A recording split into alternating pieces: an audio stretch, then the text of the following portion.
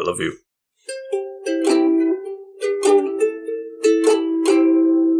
Welcome back to the Couch Potatoes for another Batman playlist. And the last of this this series of the Batman playlist. We're going to take a tiny bit of a break, head back to some James Bond. That'll be exciting. That's right. I have already watched the movie for that. I'm a little ahead. Nice. I have not yet. I am the Green Traveler from Gorsh. And I am the Faceless Leon. Welcome to Green Faces on the Couch, a podcast about movies and TV. And this is about this Batman movie called Batman, The Mystery of the Batwoman. Woman. Oh, shit.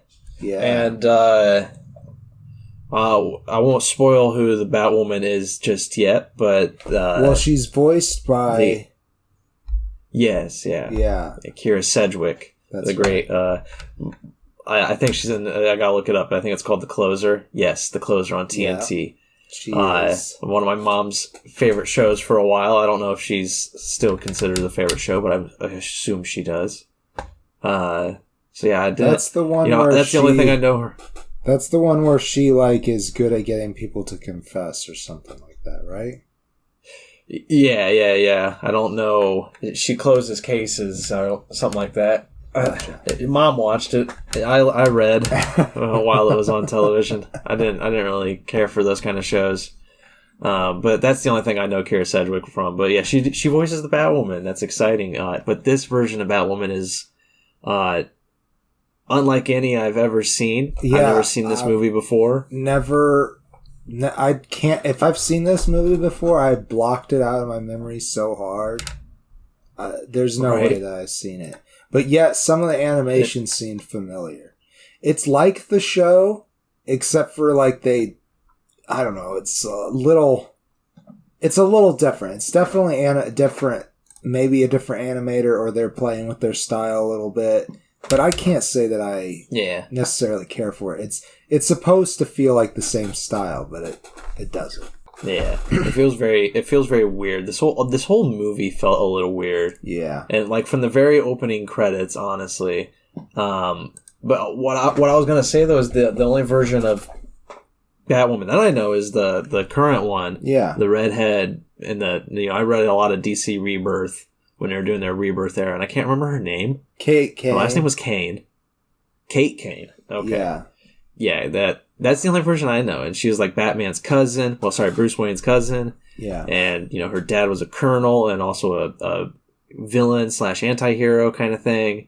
So, there's a lot of fun stories that I read with her, and she's a lot sterner than Batman, which is hilarious because, Batman's already a cold-hearted son of a bitch. And, you don't have any kind of leeway with Kate. Yeah. She was just my way or the highway kind of person. In the show, at the very least, she's military trained. But I don't know if that's the case in the comics.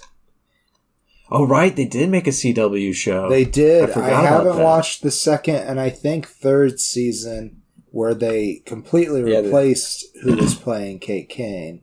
Actually, I think that Kate Kane is out of the show and it's a completely different character. Oh, really? Yeah, which I don't know if they're... What's her name? Rose something. I can't remember. Yeah, Rose is all I can remember. I feel like that's her last name, too. You might be right. Yeah, I don't remember her from John Wick, and she doesn't really have much acting to do in John Wick. She's just a hitman with a gun. I did pull up the history, and apparently Kathy Kane, Batwoman, was introduced during the Silver Age of the comics. So it is an older character. Back in 96, apparently she came back around, but that was Alex Rose, and I think... No, I'm sorry. I thought it said Alex Rose portrayed, but it says presents. So ignore that.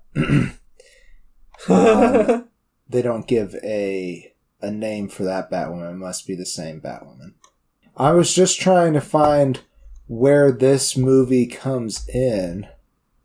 DC Bombshells. I don't even know if that... Yeah, DC Bombshells was fun. Yeah, that was a lot of fun.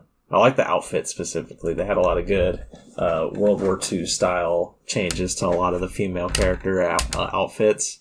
Loved it. Lots of awesome cargo pants, some really cool utility belts. It was great. Great shit. But I did find that the CW's Kate Kane was Ruby Rose. That was her name. That's her name. Ruby Rose. But this movie, this one, Mystery of the Batwoman. Yeah. Pretty much 3 new women enter Batman's life around the time that a new vigilante comes to Gotham. That's right. And she's a brutal vigilante. Batwoman is. She doesn't care for criminal life. She's willing to kill if she has to. And, you know, she has this awesome little Green Goblin-like jet that she flies around on. You know, it's kind of like that surfer like thing the that Green Goblin jet. Yeah, it's either like 100%, except this one's like black and maybe a little silver. Oh, by the way, her suit, just to put it out there, is like a mix of that Batwoman suit and the Batman Beyond suit. Yeah, we had the same like brain path, because you said that right when I was about to say that. I love her fucking outfit. Yeah, it's good. It's just it's also like a grayer black, right? Then it's very gray, and I really like that. Yeah, and I really liked it. You know, even though it's very form fitting, and you know they always do that with women, where it's just like books them in form fitting clothes. Yeah, so Batman, and also like form fitting clothes. So all the women in this verse have like, you can see their spinal cord under their rib cage. Yeah, pretty much. Yeah, it's bad, but yeah, he has to figure out who this new woman, this new vigilante is, this Batwoman, as well as, you know, again, there's 3 new women in his life. There's Kathy Duquesne, who is the daughter of one of the hired guards. So the big villains of this movie are the Penguin and somebody else. Bane is in it. Rupert Thorne. It was Rupert Thorne. Yeah, Rupert Thorne, that's right. And also, they're working with Carlton Duquesne. They hire Carlton to protect them, to hunt down the Batwoman, I believe, because Batwoman's causing issues with their business. And I do want to give a shout out. Rupert Thorne, by the way, he's voiced by John Vernon. But I want to give a shout out to the Penguin voice actor, David Ogden Stiers. That's Charles Emerson Winchester III from MASH. Oh, okay. Love him. I thought it was an interesting choice for the Penguin. I think the best part of his performance to me is how he'll just drop like a penguin pong and just leave it there. Like, it's not it's not like penguin pong. he's more he's like a touch more serious, but obviously says these goofy jokes and with the intention of it being a joke, right? But it's just drier. Yeah, I love that too. His Penguin overall, not the greatest. It's fine. It's a good, it's a good character still, but he's not the greatest Penguin we've ever seen. I did enjoy his ability to deliver a joke. It's like the Penguin mixed with Mr. Peanut. Yeah. I like it. I like it. And Batman, of course, always voiced by Kevin Conroy. There is no better Batman out there. Fight me on that. And since I mentioned Kathy Duquesne, she's played by Kimberly Brooks. And Carlton Duquesne, is Kevin Michael Richardson. Right. OCD, I gotta give shout outs to everybody, I guess. But yeah, Kathy is the daughter of hired guard Carlton Duquesne. Carlton Duquesne, in and of his own right, is a, bigger businessman. He's got a lot of business. He's important. Right. And he's seen as muscle by Penguin and I think Thorne, he runs the group of enforcers.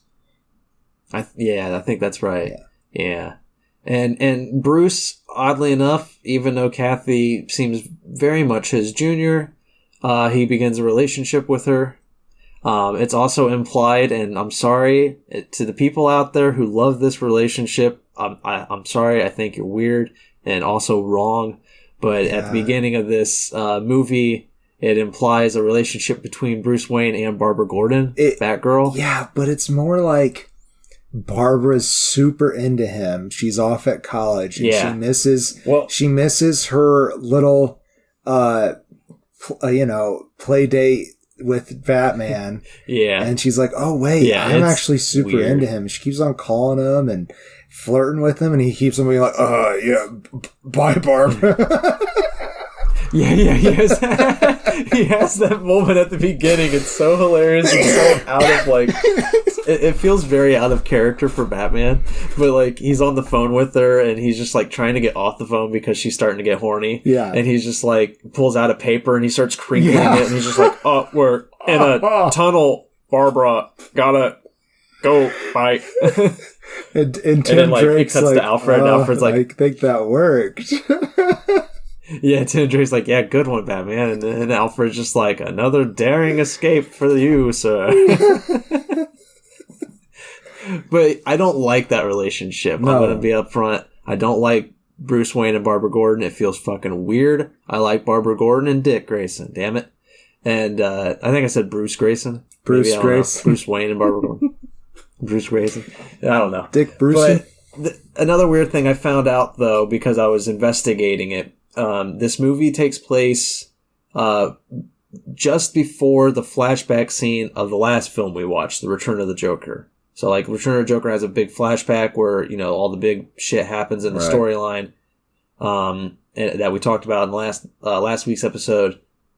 This movie takes place just before that, not too long before that, I guess, before that flashback scene. So that happened it's part during Barbara's summer vacation. Then pretty much, yeah. I do want to mention, like, she's in this movie, but she does not actually play a part in it. Yeah, she's just the phone call at the beginning for that weird thing. Yeah, and she is voiced by Tara Strong, who I always love, but again, very small part. The weird thing I found out, though, is this makes it part of the Batman Beyond universe, right? So apparently, I haven't watched Batman Beyond since I was a kid. I do not remember this at all. But apparently, Bruce Wayne and Barbara Gordon have a kid in Batman Beyond. Oh. Do I remember this? Weird to me. Okay, but listen, I feel like in Batman Beyond, they're so much older. There's just so much time that passed. Yes. And maybe that's why that's like the only reason they did it was because... And that's why Nightwing went to Bloodhaven. Yeah. That's why he was just like, "Nope, I'm out." Too much. It's odd. Nope, it's weird. I do not like it. It's not my favorite relationship. I'm all about the bat and the cat, let's be honest. Like, yeah, I love that. That's true. And, but, Talia's pretty cool too, or Natalia, whatever. Talia al Ghul, Damien's mom. Yeah. See, that's the thing. He's already got to have a kid with her. Yeah. Let him be in a relationship with the cat now. She's got her weird shit going on. She's got to lead the League of Assassins and everything. Like, come on. But we do have to talk about this movie that's basically the Batman dating show. Yeah, because that's the other thing, is there's other women that come into his life, not in relationship form, but Kathy. There's definitely we already talked Kathy, though. I was talking to the other two women, Dr. Roxanne Rocky Valentine, played by Kelly Ripa, which was a surprise. I don't know for me at least. Recognize. I think that's Regis and Kelly. Oh, really? You're right. Yeah. Jeez, that's crazy. Yeah. Well, I guess it's no longer Regis. Hell, it's not even Michael Strahan and Kelly. I think that's done too. I think so. Kelly and Michael, whatever they call that. I don't fucking know. Jeez, crazy. But I don't remember much about Rocky's story. She had something to do with her fiance. Yes, her fiance is in prison for something that I think the idea is that he didn't do it. And she's, holding out that he's going to get out, but he's like, no, you can't come back here, Rocky. You can't. And Rocky is this doctor. She's a doctor of science. And she goes and presents something at Wayne Tech. And it's this like moldable shifting metal that you can control with electromagnetic waves or something. This is something crazy. Yep. Yeah, but she's really that's right. I forgot all about her. She's really klutzy and cute though too. At the same time. Yeah. And then the other woman is Detective Sonia Alcana, who is what's his name? Harvey Bullock. Yeah. Bullock's I guess I could look at the fucking cast list. I have it right in front of me. Jesus. Yeah, it's Harvey Bullock's partner. Harvey is played by Robert Costanzo, and Sonia Alcana is played by Elisa Gabrielli. Voiced by, I should say. And so that's the big mystery is, he's trying to stop the Penguin and Rupert Thorne from whatever weird business they're doing, he being Batman, of course. And at the same time, he's trying to determine the identity of Batwoman while also awkwardly falling in love with the daughter of a criminal. Yeah. And having two other women in his life who he's like, you could all be Batwoman because you're all randomly in my life at the same time. But I don't know which one of you it is. And he's got to tiptoe around and be Batman and sleuth and everything while at the same time be Bruce Wayne and fall in love. And it's interesting. I will say this film is interesting. Yeah, I don't know. I don't know if I even give it that personally. I did want to mention, because we said their names, Tim Drake, Robin, is played by Eli Marienthal, and Alfred Pennyworth is Ephraim Zimbalist Jr. Always Ephraim. Love him. Good guy. And we did mention also that Bane is in it. You mentioned that, and that's because eventually Penguin and Rupert lose faith in Carlton, so they want to hire in a new muscle to stop the Batwoman, and that muscle is Bane, played by Hector Elizondo. Yep, and interesting. He's interesting. Let's actually talk about this Bane, because I will say it's better than the last Bane we got. Yeah, 100%. And I love staying true to his nationality. Yeah. I don't remember specifically where Bane is from. It's like San Pedro or something like that. Yeah, I think, because I was going to say San Paulo, so I think you're right. Something close. Let's find out. There, but it is obviously a fictional prison Santa island. Prisca. Santa Prisca. They might have changed it in the Nolan movie. I don't know. We're gonna get shat on. And he's very he speaks Spanish. I don't know specifically if he is from Spain or if he's from somewhere in Central America or South America. I don't know where Santa Prisca is. But I love, him still having that kind of vocal cadence. They hired Hector Elizondo, who is American. Now that I pulled that up, I think that it is somewhere in the Caribbean, because it does not seem to be too terribly far from Gotham. Yeah, that's fair. And Gotham in the show is in, I think, New Jersey, or in not the show, but in DC canon is in New Jersey or somewhere in New. It's on the East Coast. I've always just felt that it's very much an East Coast city. Yeah, it's like a New York, Chicago blend kind of thing. Yeah, and Hector Elizondo, I racistly assumed was. Non-American, but he was actually American. He is from New York, but his parents were Puerto Rican. Okay. So, well, that's I personally consider that American. There have been American territory for a very, very long time. Right. Yeah, I can agree with that. But I like him having that Bane having that nationality still there and represented in this. And I also like him being intelligent. Yes. Because Bane is a very good villain. He's super intelligent. I've already mentioned this on the show before. I love Bane. Recall, he ends up actually taking over the Penguin and Thorne's operation. Because I remember them starting to complain. Pretty much, yeah. Yeah. It's like, why did we bring this guy in? But I want to say that it might be the ugliest version of Bane I've ever seen. Yeah, that is so also bad. true. That's also true. He's very rectangular. Yeah. Got a lot of boxes. They gave him like the jankiest, biggest teeth ever. Like his head, is bigger than his arms. And he's supposed to have really big arms. Right? Oh my gosh.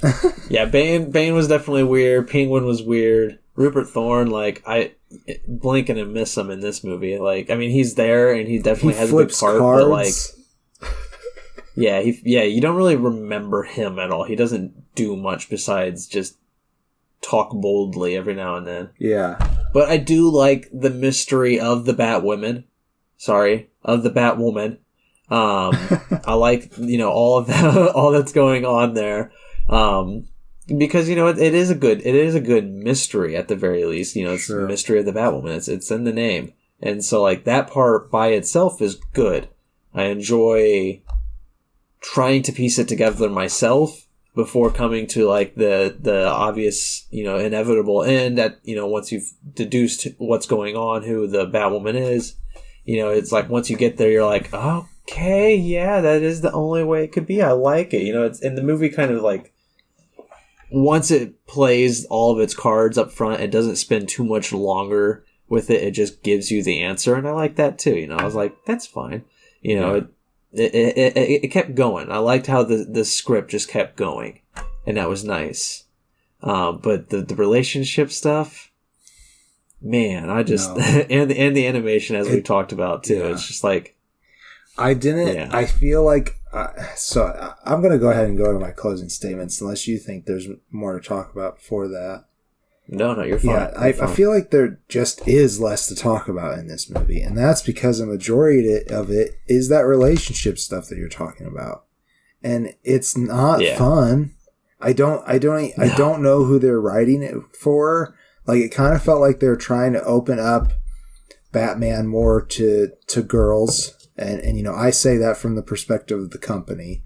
Obviously, anybody can be into Batman, and trying to pander it towards one gender or the other is stupid. But it feels like that's what they were trying to do. And it just felt dumbed down, and like it was some kind of, I don't know, high school mall drama, and instead. Yeah. And I really just didn't care for it. I still give it a face because it was competent as a movie, I guess. I just because I didn't like it doesn't mean it's super bad. But I don't really recommend it. If you're super into Batman, I don't recommend it. Like, all of the side characters were there just to give really bad one-liners, like especially Tim Drake and Alfred. Alfred and Barbara Gordon, yeah. And those three characters, which are supposed to be very important people in Bruce's life, the most important thing they do is nothing.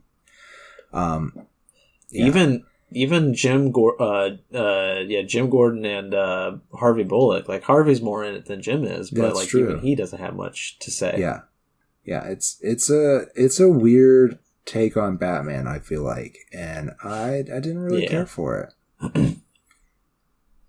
See, I didn't hate it. That's the thing for me, is like, I didn't hate it. I watched it. I enjoyed that through plot with the through line, or whatever you call it, with the Batwoman, the mystery of the Batwoman itself. Mm-hmm. But everything around it, I just could not care for. And as I mentioned at the very beginning, like, this movie made me mad from the opening credits, because it pops up saying, and I'm going to give a very, very, very bad history lesson here. But it pops up saying Batman or characters of this, created by Bob Kane. Yeah. Now, all the other animators we've watched since then, and the movies, I believe, had said Bob Kane and Bill Finger. Bill Finger is basically the one who created most of what we actually know about Batman. The suit, Gotham itself, the secret identity of Bruce Wayne, like a lot of shit about Bill Finger, or a lot of shit about Batman came from Bill Finger. The problem was he was a ghostwriter. You know, Bob Kane took a lot of credit for what Bill Finger wrote and drew, I assume. I don't know if Bob Finger drew as well, but, or Bill Finger. But it's just sad because, you know, Bob Kane got all the recognition. He got all the money, and eventually he took all the credit. You know, he started to basically try to cover up that anybody else made this character. And by the time Bill Finger died, you know, he didn't have anything. He had little to no recognition. People didn't even know who he was. His name wasn't included in things. And Bob Kane was just getting all the power, all the recognition. Bob Kane had a very posh, you know, rich lifestyle. And so it's just very sad. And I can't remember who sued, but eventually there was like a big, I think it was a book first about Bill Finger. It's like The Wonder. I can't remember what they called it, but it was a really good book. I read it as a kid or teenager, whatever, and you know it was very fascinating. And then they went back in, I guess, and slowly started adding his name to everything, Bill Finger's, because had been left out. It had been buried, basically, right. His whole involvement. And so it's like, I don't know if they just overlooked this one. I don't know if like we're watching this weird cut that still hasn't been edited or something, but it's just like, it pissed me off right at the beginning because I remember, you know, Bill Finger was the one truly behind Batman. And again, this is a bad history lesson. Don't take anything I'm saying and go pass it around because, yeah, look it up yourself with your own viewpoint. This is just what I remember from the one book I read years ago. And it just, you know, I remember it being a sad story, and so it kind of just made me mad not to see his name included here. I was just like, what the fuck, you know? You know, I wonder if they didn't re-edit this one, like you said, because it didn't do very well, and they didn't think there was much resale value in the work. Right, maybe. Yeah, maybe they're just, like, done with this one, or just overlooking it. If you do find, as you're searching the Bob Kane, Bill Finger, situation, you find that you're like very interested in old comic book history and are just like, I like that idea. There's an amazing book called I think it's called The Amazing Adventures of somebody in Clay. Cavalier and Clay. It's by Michael Chabon, and highly recommend checking that out. That's a fascinating book. It's two guys, what's the whole two title cousins. Again? I think it's The Amazing Adventures of Cavalier and Clay. Let me look it up real quick. I mean, I could just walk over my stupid bookshelf. Yeah, it's The Amazing Adventures of Cavalier and Clay by Michael Chabon. Chabon. Chabon. Cool. Like, I love that book. I think I read it earlier this year, maybe late last year. But it's about two cousins who are in the prime of comic books, right when they, you know, Marvel starts growing. It's like it's war times, like early 40s, and they create this character, or I can't remember what the character, if it's Cavalier and Clay. I don't remember the book that well. I don't remember the specific details that is. You read, but it really dives into.